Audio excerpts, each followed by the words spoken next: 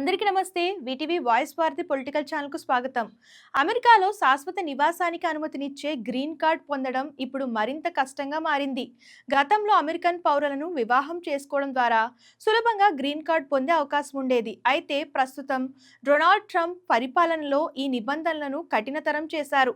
కేవలం కాగితాల మీద పెళ్లి జరిగితే సరిపోదని, భార్యాభర్తలు ఇద్దరూ ఒకే ఇంట్లో నివసిస్తేనే గ్రీన్ కార్డ్ దరఖాస్తులను పరిగణలోకి తీసుకుంటామని అధికారులు స్పష్టం చేస్తున్నారు. ప్రముఖ ఇమిగ్రేషన్ న్యాయవాది బ్రాడ్ బెన్ స్టెయిన్ ఈ మార్పులపై స్పందిస్తూ, మీరు కేవలం బంధంలో ఉన్నంత మాత్రాన గ్రీన్ కార్డ్ రాదు, కలిసి నివసిస్తేనే వస్తుంది అని తెలిపారు. ఉద్యోగం, చదువు లేదా ఇతర వ్యక్తిగత కారణాలతో దంపతులు వేరువేరు ఇళ్లలో నివసిస్తే అమెరికా పౌరసత్వం వలస సేవల విభాగం ఆ దరఖాస్తులను తిరస్కరించే అవకాశం ఉంది.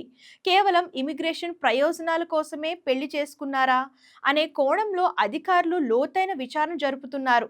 దంపతులు ఒకే చిరునామాలో ఉన్నారా లేదా అనే అంశాలపైనే కాకుండా, వారి మధ్య ఉన్న బంధం ఎంతవరకు నిజాయితీతో కూడుకున్నదోననేది కూడా అధికారులు అంచనా వేస్తారు.